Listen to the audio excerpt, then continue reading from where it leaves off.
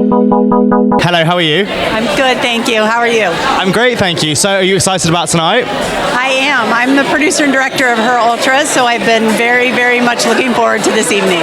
So, how did this project come about?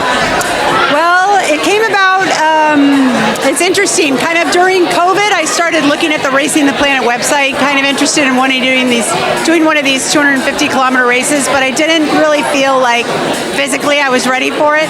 So I went ahead and contacted them as a filmmaker and said, how about if I make a movie instead? And they said that Coach Hannah Walsh was putting together the first cohort of normal women, everyday women who wanted to run a 250 kilometer self-supported race. So that means they carry everything on their back.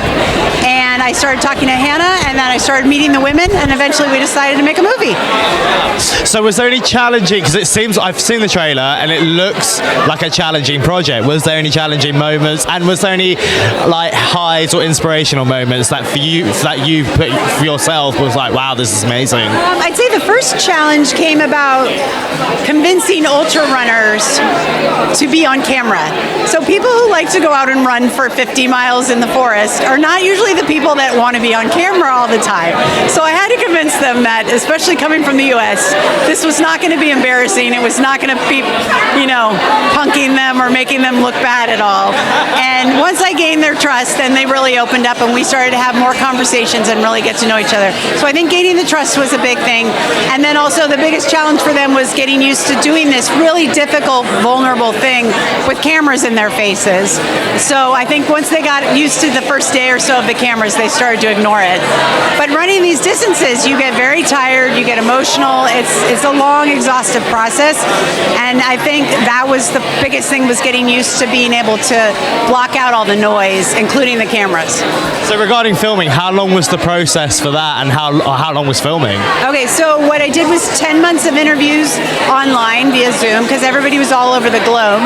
And then when we went to Finland, we had a couple of days before where we ran through and did all their interviews, their one-on-one interviews that you'll see clips of during the movie.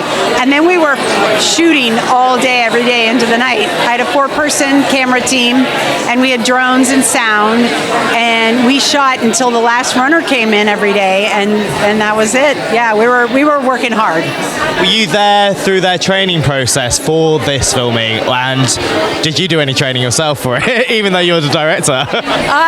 It's actually funny because when we finished the race, I didn't have confidence that I could do something like that. It's kind of my joke that I made a movie that I wanted to watch to convince me I could do it. And at the end of filming in Finland, they talked me into doing the race in Atacama, Chile, which we just did in September of 2023. What is their like training process? Is it quite, because it seems very challenging when watching the trailer? We work with Coach Hannah Walsh, who you'll talk to, and she specializes in working with normal women who want to do ultra marathons instead of like elite athletes. There's lots of coaches who will only take you if you're really fast or a certain caliber. She works with everybody, and so she does a lot of like base building, and you have a lot of weight training, stretching, miles on your feet, elevation climbs. It's a lot. But I think to the right person, it becomes almost like a sort of mental health thing as much as it is physical. You really learn to like process a lot of things when you're out on the trails for miles. And I think it's made me at least a better mom and a better filmmaker and a better human being. What would you say was the best thing about Lapland? Oh, the reindeer. It's gorgeous scenery, but the reindeer just walk in front of you, and they're the most adorable thing. I never ate one. They eat reindeer. I don't eat reindeer. Oh, they eat it all day. It's like their hamburger. I was like, no. It was really fun. If you could sum this film up in 3 words, how would you sum it up?